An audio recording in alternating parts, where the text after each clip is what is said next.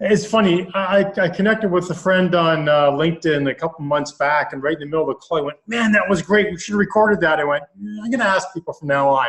You just never know what's going to come from the meeting, right? So, yeah, yeah. Well, and sometimes I hold the space that we take in what we're meant to take in, and our unconscious is so powerful that even if we consciously don't think that we've got it, we actually do. well, that's good. That's good. I like that philosophy. So now, whereabouts are you located? Are you in the Toronto area? Yes, right downtown Toronto. Oh, So nice. CN Tower is my backyard. Yeah. How about Nice. yourself? I'm down in Niagara, so I'm looking at grape vineyards when I look out my window. Oh, how perfect. So we both have a nice view. Yes, we do. It's always nice when you're working from home to have a great view. Well, it's funny because I often, when I sit at this desk, I have 2 offices in the house, and when I sit here, people can see my wife's excess wine collection that she stacks above my credenza. We've run out of room in the kitchen for wine, so this seems to be it. And whenever I have a call, so I'm just, whoa, what's with all the wine bottles? I went, oh yeah, that's behind my head. I kind of forget. So it's just a sign of celebration. So that's right. This could be next weekend. You never know. That's her way of nudging you into creating a wine cellar. Well, yeah, that's probably it too. That's probably it too. I mean, we love living in wine country. As much as I love being in downtown Toronto, I love being in wine country too. It's only, we're only an hour and a half away from each other. So, Yes. Never a far commute. Exactly. Have you been there long? 52 years. Oh, good for you. Yeah, my wife and I are both from the Niagara area. We were both born and raised here. So we spent some time in Toronto earlier in our careers. But when we decided to get married and have a family, we gravitated back to the Niagara area. And, it's so far so good. All of our adult children have all found good jobs here in the area. So they kind of ventured off to Toronto and then came back here. So, it's home and we love it. Yeah, I totally get that. That's so great. So how long have you been doing what you're doing in terms of coaching and speaking and that sort of thing? Yeah, I've been doing this for about 6 years. To make a very long story short, when I turned 40 about 12 years ago, I was an entrepreneur, and I've been an entrepreneur for 30 years. But at that point, I was working with some major brands across the country. We had a deal go sideways. I was basically scrambling and working basically 24 hours a day trying to make things right.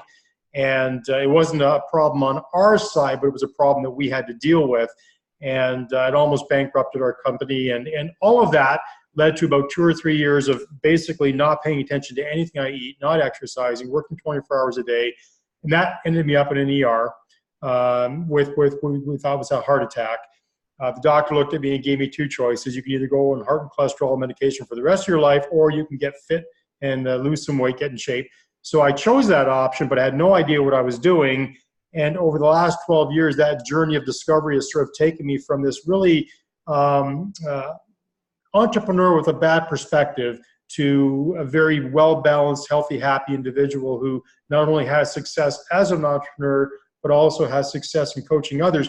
And what I tried to do was just, in the last 6 years in particular, I tried to understand what happened, because in the first 40 years of my life, I couldn't have changed or stuck to any program to save my life.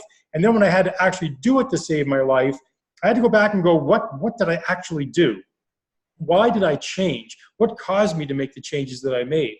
And it was that process of discovery that the clients that I was working with started saying, hey, Dave, what's going on? You're looking fitter, you're looking healthier, you've got a heck of a lot more energy, and you're wearing that funny Iron Man jacket. What the heck's that all about? So it just sort of snowballed into a situation where I actually went out about 5 years ago and bought 30 spin bikes. I was actually coaching high school rowing, and we were doing an indoor regatta in the spring before the kids got on the water.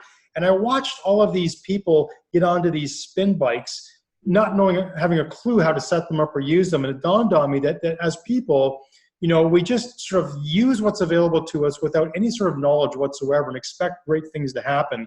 So I got this idea in my mind that I was going to be a roving spin instructor for the Niagara District School Board. They let me in. I went out and bought a trailer, 30 spin bikes, and hauled them from school to school, from high school to high school, running 5 classes a day. I did that for a year. I actually put my business on hold to do that, to learn how to talk to kids. And what a great what a great proving ground. They were pulling me into classrooms when I wasn't teaching a class. It was just a great experience. And if you go to my LinkedIn page, you can see my profile picture as me doing a spin class. I think it was at Eden High School in Niagara. And it was just amazing the way that the kids just wanted to hear your stories and wanted to soak up the information. And I thought to myself, wouldn't it be great if these kids gave the same level of attention and respect to their parents when their parents wanted to come home and talk about diet, fitness, mental health, all these issues that really seem to be really important. Yeah. So that sort of spun into this other journey of what kind of speaker am I? Am I, I had to get some clarity in my life. Am I a wellness speaker? Am I a motivational speaker? Am I a change speaker? Am I a growth mindset speaker? And I found it sort of really, really confusing. I had all these messages out there, and part of what my brand identity became is I basically am a motivational speaker who helps people struggling with change.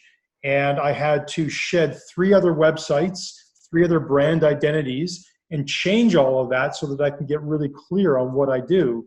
And I think that the moral of that story is that in life, whenever we think that we've got it figured out, that's usually time to change. And that keeps you fresh, that keeps you moving forward. But the more you can articulate and get really clear about what value you offer, I find the more people will engage you in conversation. So in the last year, I've just sort of set out on this journey to connect with as many HR professionals as I could on LinkedIn, because I realize that they are the conduits to all the workers out there. And if I can share some information that they can glean from either one of my daily Q&As or coming in and speaking to their organization, if I can do that for them and help their organization become a healthier, happier workplace, then that's sort of the goal that I have in mind. I've got this weird vision that one day every parent across Canada will be able to sit down at the dinner table with their kids and have informed and intelligent conversations about diet, exercise, and mental health. And I think if we can do those things, we're going to teach our kids not only to be better communicators, but in turn, they're going to become better leaders. And I think leadership, if you want to draw parallels between great leaders, you can do that with great parents. Great parents raise kids who are good communicators, who are clear about what they're setting out to do in life. And they go off and they do it, and they continuously learn and continuously strive to be 1% better. So in a very long nutshell, that is what I do. Laura, tell me about you. Wow. Well, number one, that's amazing. So good for you for having that vision of that type of impact. And it's not weird. I think it is a fantastic aspirational goal in terms of where you want to have an impact, because it does start at home, regardless of, what we think. I mean, I remember as a kid growing up and sitting down every mealtime, like dinner time, we sat as a family.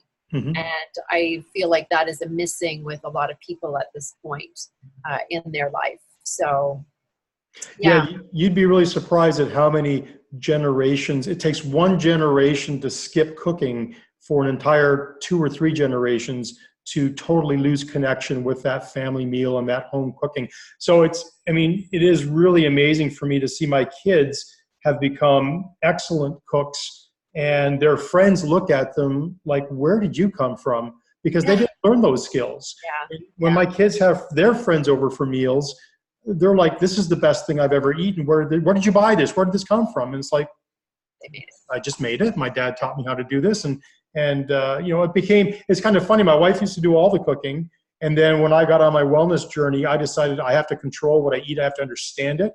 And that just became therapy for me. And she gladly said, okay, it's on you, not on me anymore. And that became my role. But I love the idea of sitting down with my family and having a meal and talking. Last night, all my kids were here with my daughter. One of her roommates was here, and we all shared dinner and sat around for easily 3 hours after dinner, just enjoying the evening and sitting on the deck. And how great is that? I mean, isn't that what we want when our kids get older? Yeah, that's amazing. Your story reminds me of my cousin actually just lost 65 pounds, and he basically got sick and tired of not being able to be active with his kids who are around that sort of 10, 12 age. And he was morbidly obese, and just, you know, December 30th of last year decided to start focusing on what he was eating, and got a block of wood and started doing yoga. And but just changing how he and his wife ate, she lost also 30 pounds. So it has a huge impact. It's amazing. People have no idea what they're eating. They have no idea. They don't track. I mean, not that you've got to get a diary out, but to be honest, to be clear, if you have no idea, the best thing to do is to get a food journal and start journaling what you're eating so you can actually do the math. It's pretty simple. I mean, we're only going to burn about 2,000 calories a day if we're lucky. So, you know, even in an hour, people think exercise is the key to losing weight. It's not at all. It's your diet. Exercise is the world's best medicine, but it is not a diet it's not a great effective diet pill. You just don't burn enough calories. You know, I'm an Ironman triathlete. I know. What's that thing? Sorry, I lost that. You can't. Sorry, Laura, you're freezing up on me. Oh, am I there? Yep, you're back. Okay, great. Yeah, no, that's saying you can't exercise off a bad diet. Yeah, you can't outrun a bad diet is absolutely correct. Well, there's a great doctor up in Ottawa called, his name is Yanni Friedhoff, and he fought the Canadian government. This is one of the fun facts that I love. Actually, he fought the Canadian government and the Heart and Stroke Foundation because do you remember back when you'd go to the grocery store and the food would have a heart check label on it? Yes. And you would think, oh, must be healthy for him because it's got a stamp of approval from the Heart and Health Association. No, you could buy that stamp for $200,000, I think is what it was, and have the ability to license your food products under their healthy brand program. It was a fundraising campaign, and there were so many bad foods out there that basically were just sugar. And, you know, so he took them on head on, and he's kind of a pioneer in that. And I think he's done a wonderful job. What's his last name again? His name is Dr. Yanni Friedhoff. Sorry, I'm hooked into my computer, but I'll grab his book. Here's his book right here that he wrote. It's called The Diet Fix. I see his name there, Yanni Friedhoff, Freedhoff. Great, thank you. But this is a really good book. Just it helps people understand the difference between, you know, diet, exercise, and why diet is the world's best medicine. It's going to do wonderful things for you, but losing weight is not one of them. You're just simply, unless you're training like an Ironman, which most people are not, you're not going to burn more than 1,000 calories an hour, and you're not going to exercise for 4 hours a day and burn 4,000 calories. But it's so easy to sit down at breakfast, lunch, and dinner and eat 2,000 calories at each sitting. And then what you have in between, and all of a sudden you've eaten 7,000 calories a day, you've only burned off between 1,500 and 2,000, and go, well, geez, why am I gaining weight? It's math, you know? Yeah. So, you know, you got to sort that part of it out. But, you know, it's funny. I could talk to you about this for hours and hours and hours because I've just learned so much. But it's funny. It gets back to the original question, what do you do?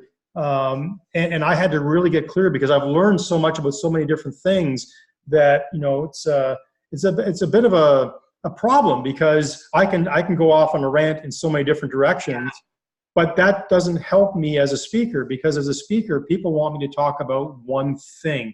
You know, they want me to be an expert at one thing. And I think the thing that holds all of that together is learning about how I changed my mind, how I changed my daily habits so that I was able to assume the identity of something that I wasn't today, and how I became that person. Like I could never, in my 30s and 40s, in my 30s, I could never, you know, exercise and stick with it because I was just totally focused on the wrong things. I couldn't eat properly and stick with it because I was totally focused on the wrong things. I was always focused on the outcome as opposed to the process. And what I learned from James Clear, who wrote the book Atomic Habits. Have you read that book yet? I haven't read that one. So Atomic Habits, let me pull that one out. This is James Clear wrote this book, Atomic Habits. And if you go onto YouTube, and just type in Atomic Habits, James Clear, or even Dr. Yanni Friedhoff for that matter. All these guys have great interviews with some pretty notable people on YouTube. And you don't necessarily have to buy the book, but the book gives you a lot more detail. But the great thing that I learned from James Clear is this, and that is that it's not the goal that you're setting out to achieve, it's the identity that you want to become every day. So it's funny, when I look back at my Ironman journey, when I signed up to do that first race, even though I wasn't an Ironman yet, in my mind, I had assumed the identity of an Ironman because I was doing the things that Ironman do every day, right? Yeah. And like, it's like, if you want to be a better writer, the goal isn't to write a book. The goal is to do what writers do every day, and that's to write. You know, if you want to lose weight, the goal isn't to lose 10 pounds. The goal is to assume the identity of somebody who eats right and exercises every day. And when you do that, it becomes very sustainable, and it becomes the identity that you package yourself with. So in my mind, change is a funny thing because so often, we get stuck with fear. We fear loss, process, and outcome. And, I think a lot of companies who come and talk to me and they ask me to do talks to their groups, they like the idea of me talking about having a growth mindset, but, growth means that we're willing to change. And in order to change, we have to look at what we fear. And in a lot of organizations, people fear sticking their neck out and speaking their mind because they have a leadership group that might chop their head off, right? They fear losing their job if they take a risk. That's an unhealthy organization. And, it's funny because when I talk to organizations and they interview me as a speaker, there are some that I have to say, I know you think your leadership is doing a wonderful job, but if your employees don't feel comfortable standing up and speaking their mind for fear that they might lose their job, what you have is a disengaged employee. They're actively disengaged, meaning they're there collecting a paycheck, but they're not giving you. They're spending more time trying to be safe, protecting themselves from you and not losing their job than they are focusing on taking risks and creating a better product. Yeah, very true. So very, very true. I can totally relate to that. And, I think the other piece that I've learned just in my journey is the employment equation has changed fundamentally. So, if you're a public company, you're really driven by that quarterly to quarterly earnings cycle, and that has an impact. Mm-hmm. So, that loyalty that organizations have been seeking from their employees, it's a one-sided equation. Because, we've seen the outcomes of reorganizations, downsizings, et cetera, in order to get the business realigned to meet their financial goals and objectives. And, if they don't do that on a timely basis, the analysts really, can have an impact on that organization in terms of the forecasts and that sort of thing. So, yeah, it's a really interesting time frame, and with now 5 generations in the workforce, right? So everyone has a different focus. Now, have you heard of Simon Sinek's work at all? Of course I have. Okay, yes. So and it's interesting what you just said, because he often talks about how corporations have it backwards, and you just said it, how we're so quick to sacrifice people for the numbers, where great leaders actually suffer, or they will let the numbers go for the people. And I love you've heard his analogy or his story of Barry Waymiller, I'm sure, in that organization where they were faced with layoffs. He had to reduce his overall budget by $10 million, and it was how he delivered his message, where he said, "It's better that we all suffer a little than any one of us suffers a lot." And in doing that, he created a furlough program, and that, created an opportunity for the company to save money, but he did it in a way that nobody got fired. And I mean, how many companies, think of things that way? And Laura, you're sorry about that. I was gonna say, you're frozen again. You're either listening really super intently or you're frozen. My apologies. Sometimes they've been doing work in my neighborhood, so. Yeah, you seem to be, you freeze up. You've been freezing. These tells that talked about, we apologize for the service interruption and that sort of thing. So I'm like, I didn't notice because I wasn't at home, but good to know. Yeah, yeah, no, you keep kind of freezing in and out, but we'll keep going. So, Okay. so tell me, Laura, tell me about you and what you do, because I'm really fascinated. I love learning about what other people are doing out in the work world.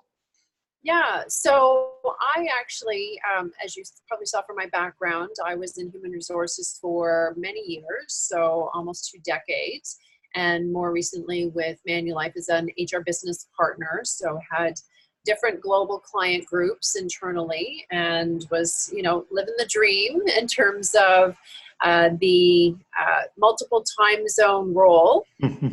So North America time zone and Asia time zone. It was fascinating and so interesting. As a business partner, what I did was work with the senior leadership teams on developing talent and succession strategies, mitigating succession risk, looking at what are the skills that we need in order to, fulfill in the business plans that are in place.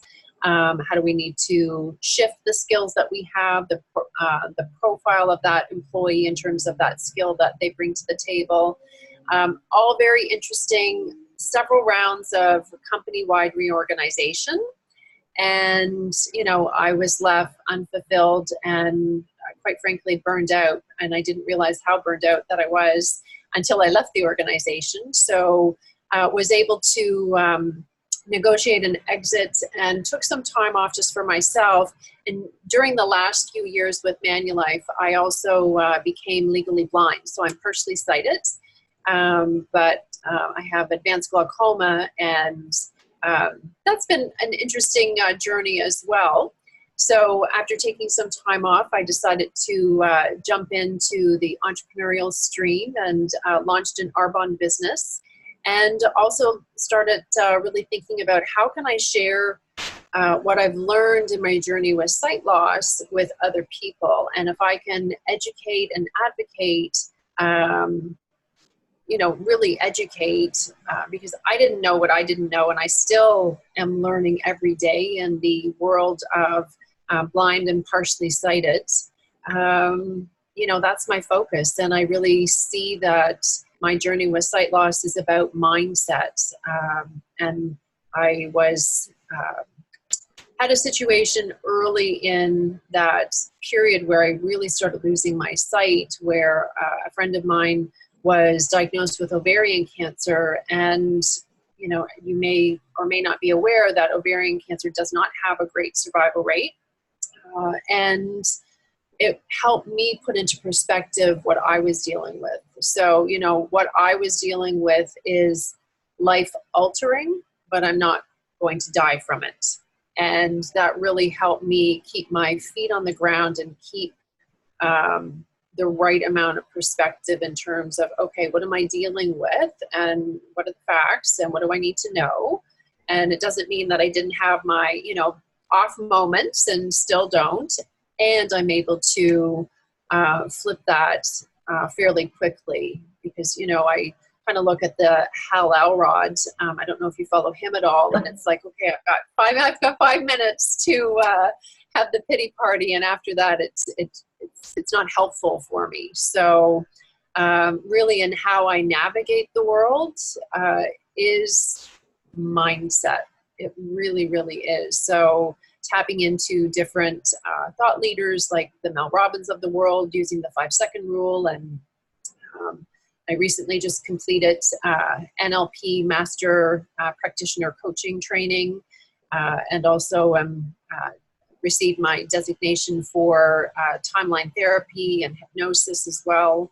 So I'm looking to, speak about my journey with sight loss, really around mindset and what is possible, and seeing past what you feel is not possible, mostly I'm defining my target audience as women who are overwhelmed, fed up, and may not feel like they've got a voice. So somewhere along the way, they sort of have lost their voice in terms of speaking up, and helping them reconnect with what's important to them, whether that be a transition from the role that they have, or inputting some boundaries within their own life. So yeah, that's what I'm up to at this point, and excited to be next Saturday. I'll be starting my NLP Trainers Training as well. So that includes owning the stage as part of that program, which I'm quite excited about. I've done some training on stage and speaking, but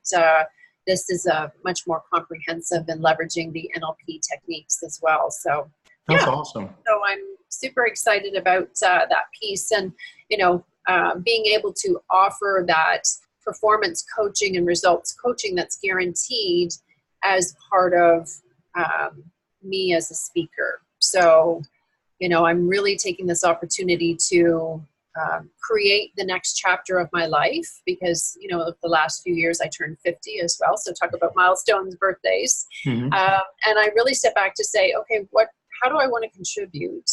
And what do I want to do to have an impact that can also generate, a good income for me? So yeah, that's where I'm at. Yeah, no, it sounds like we're on sort of very similar paths, which is awesome. I mean, I think it's great that you're brave enough to go on that journey, because I think earlier in your story, one of the things that resonated with me is how much you were working at Manulife and the kind of hours you were putting in and working in a global setting. And I know exactly what that feels like. And then to think that an entrepreneurial life might be somehow different, because I know that's, for me, that's all encompassing from my time. And it's really hard to be present with your family. And so one of the things that I've tried to do, it's easier for me because my kids are older now and they've moved out, but I apologize. I don't know why this is coming through. Sorry. That shouldn't be ringing through. Yeah, it's really interesting, because the journey that we go on as an entrepreneur can be just an all-consuming one.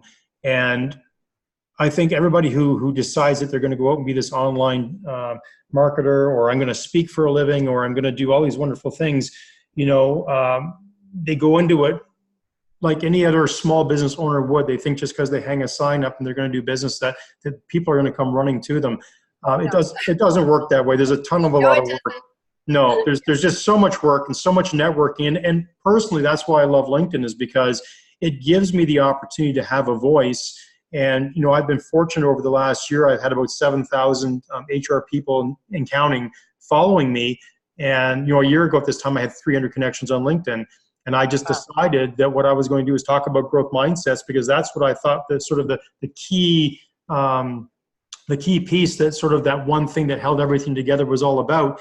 And people do like talking about mindset, but I end up having really great conversations after I do a talk at a trade show or for an organization in the hallways, because people, they do have burning questions they want to ask you. You're on the right track when you're like speaking for 3 hours after the event, because people are just pummeling you with questions, which I think is great. I mean, it's really super engaging. And if you truly love what you're doing, if you love speaking, if you love connecting, if you love sharing your knowledge, it doesn't feel like work.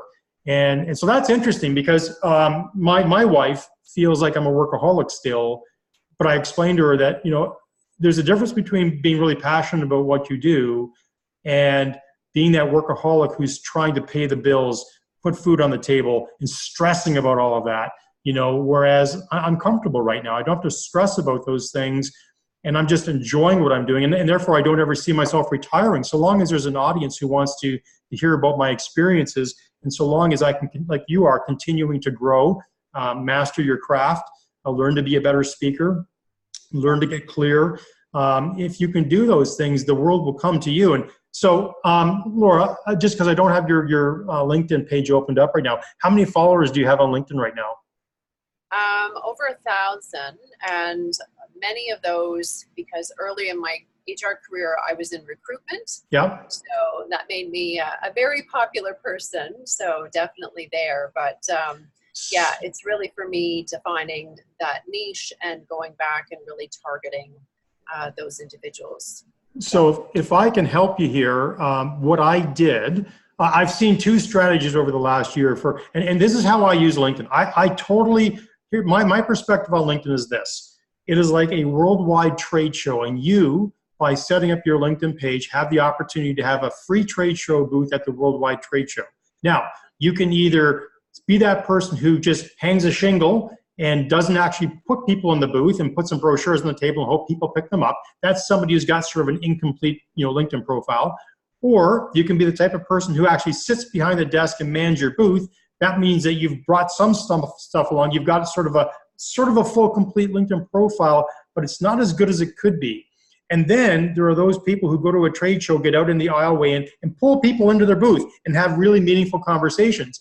Triathlon Ontario used to send me to all the marathons to have conversations with marathon runners to try to talk them into becoming triathletes. There was a good reason for that. And I would end up pulling one person into the booth, and then when I was done talking, I'd look around and there'd be like 40 people standing around listening.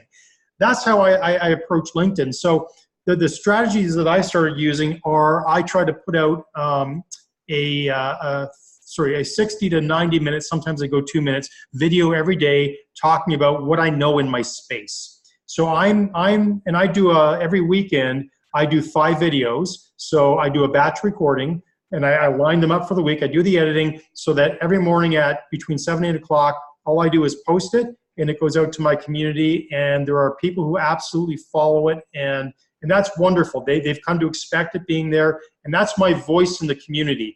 So that's one thing. The second thing is if you want to grow your followers on LinkedIn and grow your connections, there are 2 ways to do it.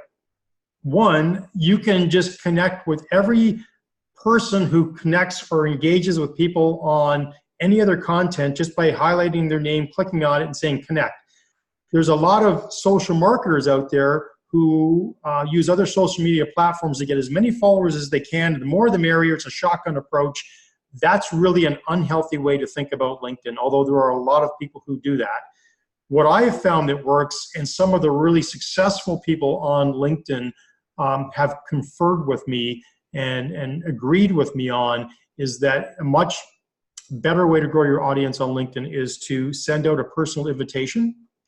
So what I do is I've got a template that I use, much like the one that I sent to you, is a template. And every day I reach out to 100. This is part of my habits. Remember, I've built an identity for myself as a LinkedIn influencer. So part of that identity means that every day I'm the type of person who's going to reach out to 100 new people on LinkedIn every day. I'm going to put out content on LinkedIn every day. These are the things that are going to define who I am. So by doing that, I'm already an influencer, even though I don't have that little IN influencer symbol beside my name. I'm already behaving like what I intend to be. But so what I do is I send out those invitations. Now I know that I'm going to get between 25 and 30% are going to respond, because the people who I'm trying to connect with, my target market, are HR managers. So think about this. When you were working in the world of HR at Manulife, were you on LinkedIn 5 times a day? No, you were there maybe. How often would you have said you've gone on LinkedIn at that time? Maybe once a week. Right, and that's the average. Actually, the average for a very active person on LinkedIn, a business professional, is once a week. And the more senior you get, it gets even further away. So like my senior SVPs that connect with me are on the platform once a month. The ones that are sort of a managerial, mid-manager level go on once a week. The only people who are on it every day are the social media marketers, right? Because this is what they do. So my advice to you might be to not try to act like it's Instagram or Facebook where you've got to put posts out all the time and bombard people. Because if you're trying to connect with other professionals who are only on the platform once a week, when they go to your news feed or when they go to their news feed, they're going to see you there, and they don't want to see you dominate the news feed. They want to see you consistently in there, like maybe every 5 or 6 or 10 videos. Oh, there's another one. Or every 5 or 6, 10 posts. Oh, another one from Laura. So, hi, you're back again. Yeah. So, like, posting once a day is great. And then, so what you want to do is you want to build your influence. So, posting once a day, an original post from you is great. Make sure that you comment on, like, go to the people who you want to connect with, comment on their posts if they're posting, show some engagement. But then when somebody does engage with you, just like we're doing now, make sure that you, if they offer to reach out and have a conversation. But at least when you try to start a movement, you have to teach your first followers how to follow. So what I do in that note that I sent out to you this morning, And I normally send that out like once a day. I sort of follow up with everybody who connected with me the day before.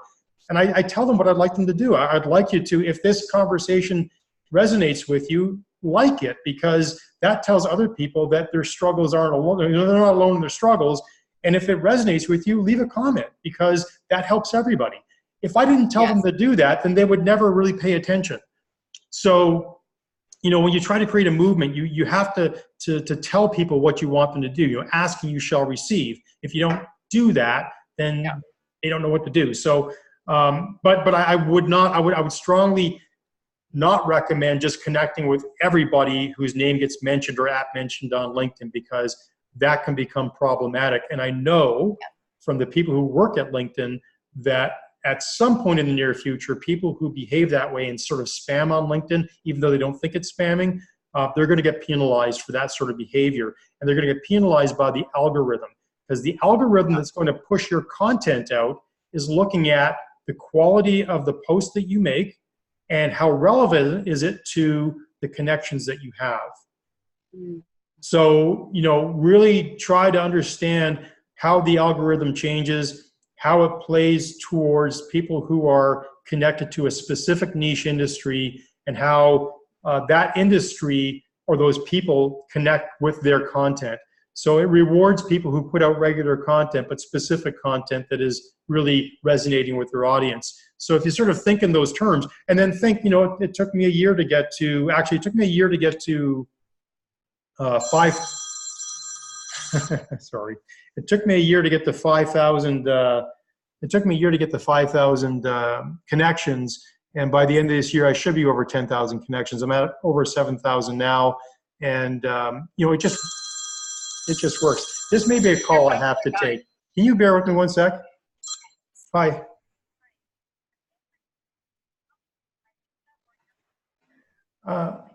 Let me call you back in a minute. I'm just a minute in the meeting, okay? Okay. Got it. Okay, bye.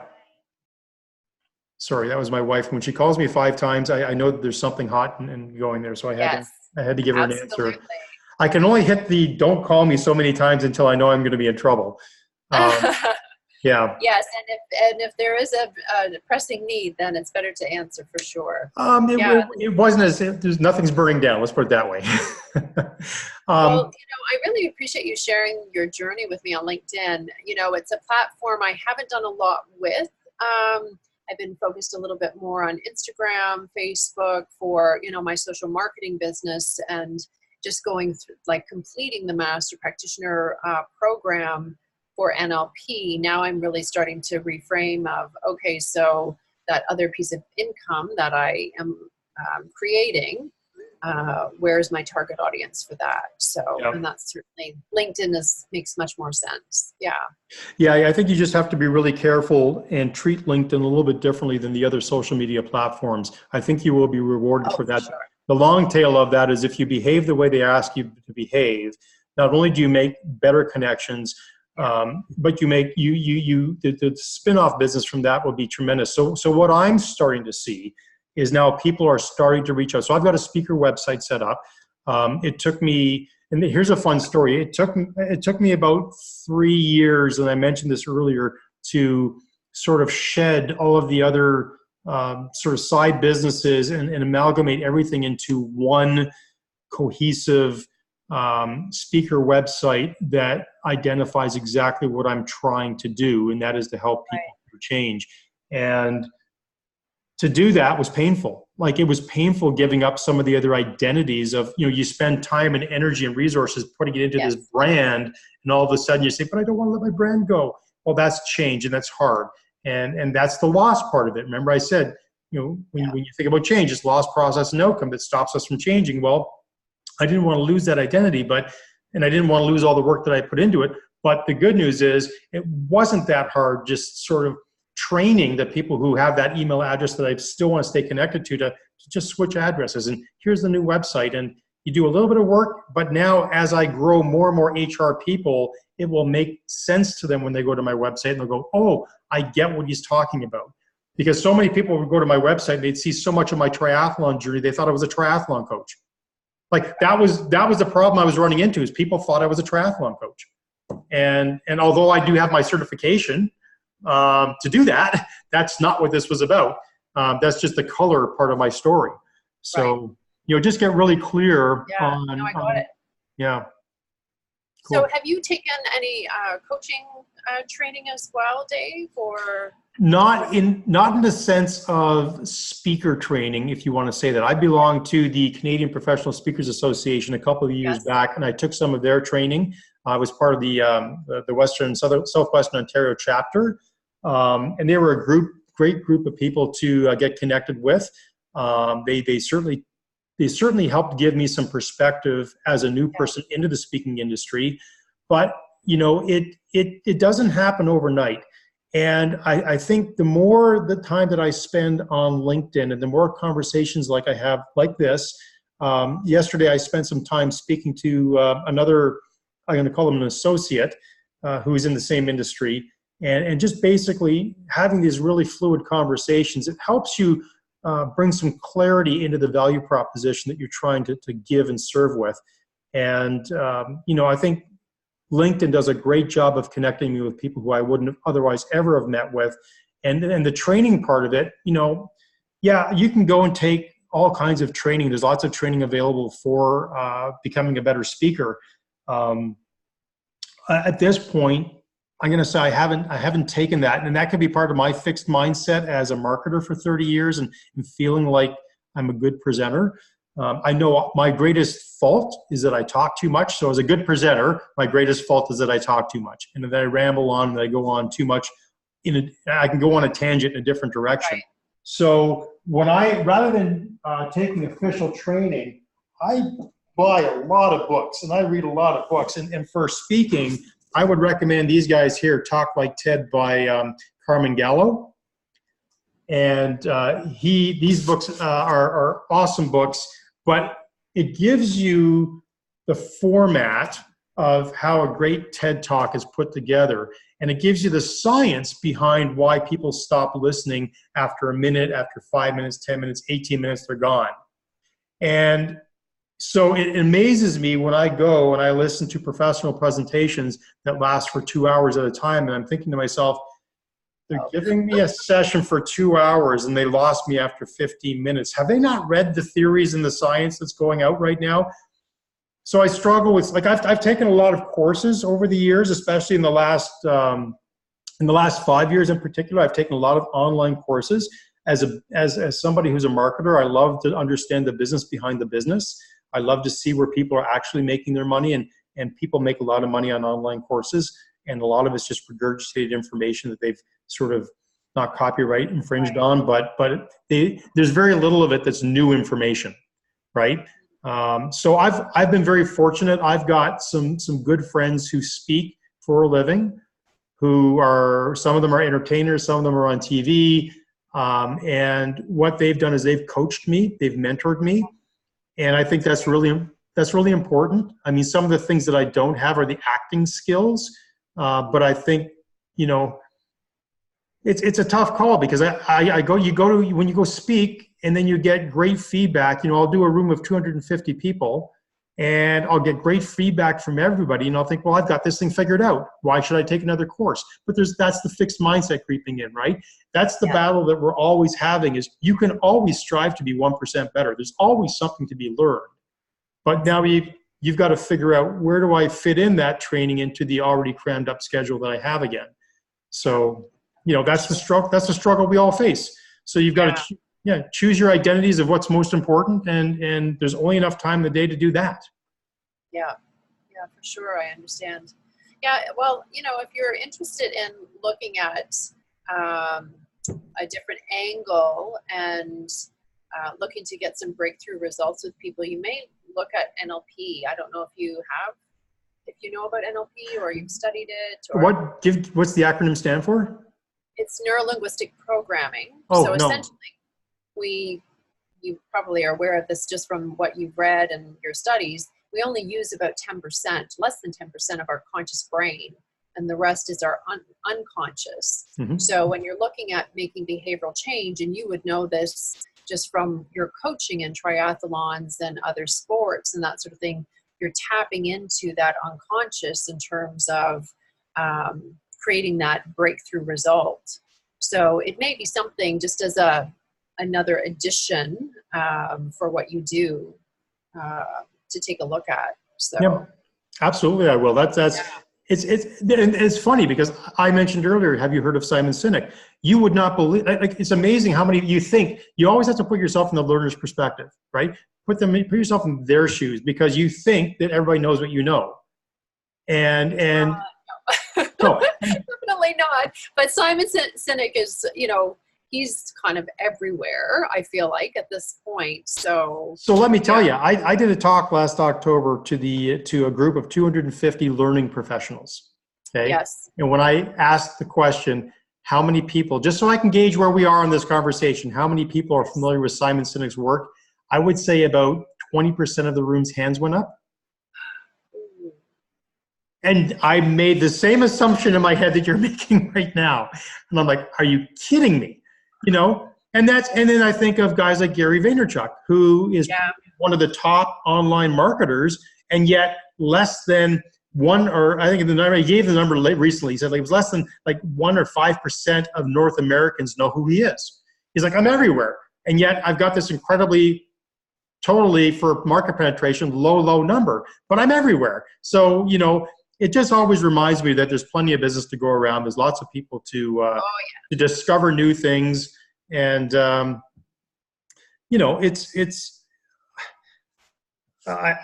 think that the journey that we're on is one it's really interesting, and it's just always, there's always something you can learn. And if you think, like, I hate the term expert, because I think enthusiast is a much better term, because expert implies that you know everything, whereas enthusiast implies that you're always willing to learn. So when people introduce me, I say, don't introduce me as an expert, introduce me as an enthusiast, and I'll explain the difference when I get on stage, right? That's amazing. That's amazing. So Dave, how can I help you in what you do? One of the great ways that you could help me is honestly, if you are following along with any of the content that I put out on a daily basis, anytime that you like or comment or make some sort of contribution online, not only does it reach into your connections. So every time you comment on something, that shows up in your news feed, and it shows up in the news feeds of everybody who's connected to you. So just actively engaging online is the first way that we can both help each other. So, if you mention me specifically in a post that you've created, and you would like to get some feedback, to get some traction, to tap into my marketplace, my audience, just mention me, and I always respond to people who do that if it's something that's positive. I don't think I've ever had anybody do anything negative, but there were a couple of things that were kind of questionable, and I just sort of liked them and moved on. But that's a way that we can help each other. And then right now, my whole focus right now is just on the rebranding of my website, the rebranding of myself as a change agent. And if you ever see something that I've put out that you think is sending out a mixed message, it's that type of focus group feedback that I think any one of my connections could help me with. If you said, geez, Dave, the stuff you're putting out really isn't resonating, and I don't get it. I love honest feedback like that, because that helps me question, is what I'm doing the right thing? Got it. Got it. And are you working with someone on your branding? Well, yes and no. I mean, I've got a 30-year marketing background, so I like to think that I'm capable of doing a lot of those things on my own. However, I do have a group of friends who are also in the speaking industry, who are also guiding me in the rebranding of my website. So I think I'm in good hands, and it's the struggle for me comes from the loss of some of the other pieces of identity that I have. So again, the best way that people can help me out today, if they're from my industry, is to look and say, I'm looking at your website right now, man, and it's not clear. Or I'm looking at this and I'm getting a mixed signal. I'm not sure what you're trying to say. It's that clarity that I think all of us who make an effort to reach out to each other on LinkedIn and really sort of build a friendship with, this is how I think we can serve each other, like bounce ideas off each other. You know, I've had a couple of people who I've connected with who are trying to sell me stuff. And, you know, I've been down, I know the words, I've been down those journeys many times. And, you know, I've got 30 years of sales and marketing behind me. I understand what I'm being sold to, and I understand when you're saying all the right things. These are the kind of conversations that I enjoy, is where we can just sort of spitball with each other and hey, what do you need? Like, how can I serve you? The best way you can serve me is by just being honest and clear and saying, if something doesn't make sense, you know, direct message me and go, hey, this doesn't make sense, you know, because I never take that as criticism. And the same for you. If you'd like me to proof anything that you've got out, or comment on something, or just give it a look over, you know, I'm happy to do those things, because it's that sort of objective criticism. You know, I think that's the most value that we can bring to each other on the social platform. Well, I really appreciate that. And yeah, as I start generating content on LinkedIn, absolutely, I'll be looking for some engagement. And I know how the algorithms work Yep. at the top level. So yeah, that would be really, really helpful. Just before I forget, I just want to mention two things to you. I don't know if you're connected with them. Do you follow Tom Bilyeu Impact Theory at all? Yep. You do? Okay, perfect. Yeah, just as you were speaking, I just got the sense that, you know, the type of people that he interviews on his program would be something that you would resonate with yourself, but I'm not surprised that you already know about him, for sure. And the other one, I can send you the link for the NLP master coach who is teaching the program that I'm working through. And why I'm recommending her is, you know, there's a lot of NLP trainers. She's very well networked in the industry. And like, for example, as we were on her training, she went to New York to meet with Sir Richard Branson's group of 60 people doing the, Being Human project. Mm-hmm. So she's one of that group, and she runs in those types of circles. So, you know, those leading edge sort of thought leaders, if you will. And I'm very impressed with her integrity as well. And her program is the only one in Canada, like if you go to the master practitioner level, where you would get a designation. So that means you can get insurance and that sort of thing for the guaranteed results. So I'm happy to send you the link to her site. Oh, that would be tremendous. Yeah. I really appreciate her approach, and, you know, she's got lots of personal journey experience before she started looking at NLP or started studying NLP, and she's, you know, over 20 years she's been doing it. So yeah, she's quite something. Excellent. So let me ask you this question. If you could give one piece of advice to any HR manager out there who is looking to create some change in their organization, what would you recommend or suggest? I would take a honest assessment of how change willing and ready the leadership team is. Because I think you hit the nail on the head when you talked about the fact that some organizations profess a value of change. And if there's not the mechanisms in place where people feel safe to give open feedback, and there's not that EQ, you know, it's going to be dead in the water, essentially. So the fun thing there, and that's, I think these are the conversations that I find really interesting, are how we don't, all of us, myself included, don't really realize how fixed we are in our mindsets. And even the people who profess to be growth mindset enthusiasts are so stuck in their ways. Even just saying that, I'm a growth mindset, you know, I believe in growth mindsets. I believe in growth mindsets. Well, you're fixed on the idea that you believe in growth mindsets. So fixed, in fact, that when something else comes along, you might not give the time of day because it jives with whatever piece of advice that you're fixed on. And, this is the funny thing is that, life hands you all kinds of curveballs. It's not a neat and tidy package. You've gone through this. Nope, you're back. I apologize. Oh, that's okay. No, it's interesting because, through your journey of glaucoma, life has handed you changes and you've had to learn how to adapt to that.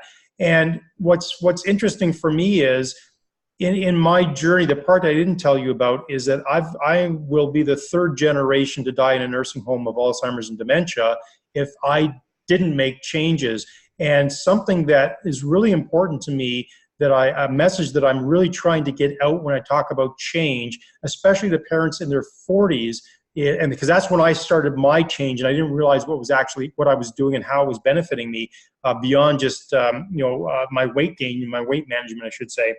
But this whole notion of Alzheimer's and dementia being something we can't avoid, and it's something that affects everybody around the globe. And as I watched my father die of this disease, and I swore to myself, I was going through a lot of Simon Sinek's training at the time, and I was trying to understand. My why is I get up and exercise every single day, and I do things that are good for my heart and my mind because I do not want to end up in a nursing home. Period. Simple. End of conversation. And anything that I can do to empower myself not to make that my reality is exactly what I'm going to do. So right there, you notice my passion went up because I know exactly why I do what I do when it comes to diet and exercise. It's not about maintaining my weight. It's about having a healthy heart and having a healthy mind. And it kills me that people don't realize that less than 1% of cases of Alzheimer's and dementia are familiar, which means that you're going to get the disease and there's nothing you can do about it. What 99% of the population suffer from are lifestyle choices that add and complicate and foster the disease that if the genetics are there, right? If the genetics are there and you've done things over the course of your lifetime, the first 40 years to kill brain cells, well, guess what? There's not a lot of defense left for the disease when it shows up in your later years in life.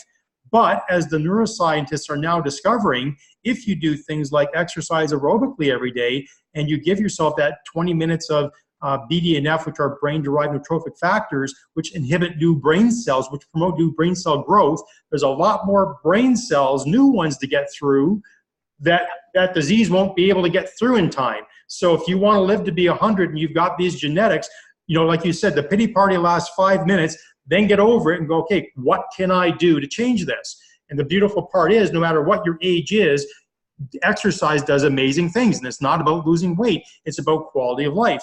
And so I try to really promote this concept of exercising for the right reasons and using food as the other conversation about weight management. But like I resonate with what you say about glaucoma. I've got glaucoma in my family. And it's, what, there's something that I would love to learn from you. And that's why I will follow you, is because I don't know enough about glaucoma.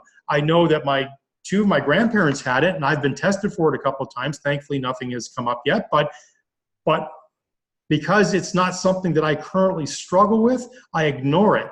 But isn't that the case with most things in life? We don't really pay attention until it's too late.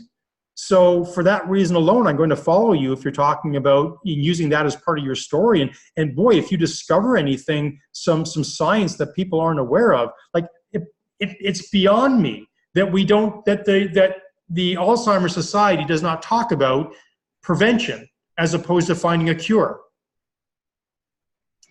Yeah, there's two sides of the coin. There's the health management, so the pharmaceuticals, and there's the wellness side. And they have opposing objectives. Yep. And I was just reading, oh gosh, where was I reading this? Say within the last day or so, about the number of Americans who are actually on prescriptions and the number who are on 1 to 5 prescriptions. And it is a shocking number.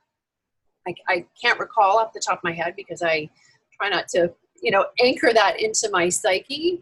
And, the pharmaceutical industry is there to mask the symptoms but not get to the root. And you hit the nail on the head in terms of what are the factors and the lifestyle choices that we make that can influence things like onset of dementia, Alzheimer's. So nutrition is one of them. Sleep, huge impact. Yep. So, the blue light on our devices is a big impact. And processed sugar, very, very big impact as well. And I appreciate you sharing that. My father actually has dementia. So I am familiar with the journey that you have been on. And it is not it's a challenging one for the family, for sure. Yeah. So when I talk to my family, you can have two conversations. You can either say, oh, woe is us, it's genetic, there's nothing we can do about it. And how do you explain that to your kids? How do you say to your kids, well, if I end up dying from this disease in a nursing home, guess what? You have no hope whatsoever. You're number 4 in line. It's going to happen. It's inevitable. And you know what? There are so many unsaid conversations that just make that assumption in families. We're screwed. People have those assumptions, and then they make different life choices because they figure they're screwed anyway. And you might have guessed that I'm a little more blunt about things. I'm a little more less polished when it comes to working in the HR world, but I'm passionate, and there are things that, when I talk to my kids, I hope, and I know that this is a fact, I know that my kids speak differently to their friends.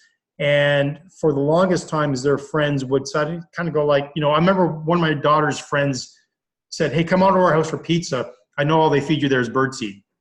And I'm like, okay, at first I was offended by that, but then that told me that my daughter's actually having conversations about what we eat in our house, and that we're not vegetarians, but we pay attention to the food that we eat.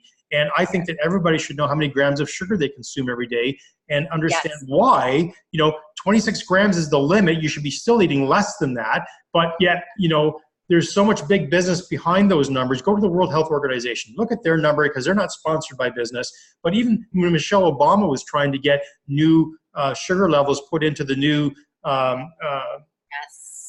plan, it was twice the recommended amount, and they thought they were doing a world of good. How about you just say, go to the World Health Organization, look what their number is? Why doesn't anybody say that? Because big business is still in everybody's pockets. That's the problem.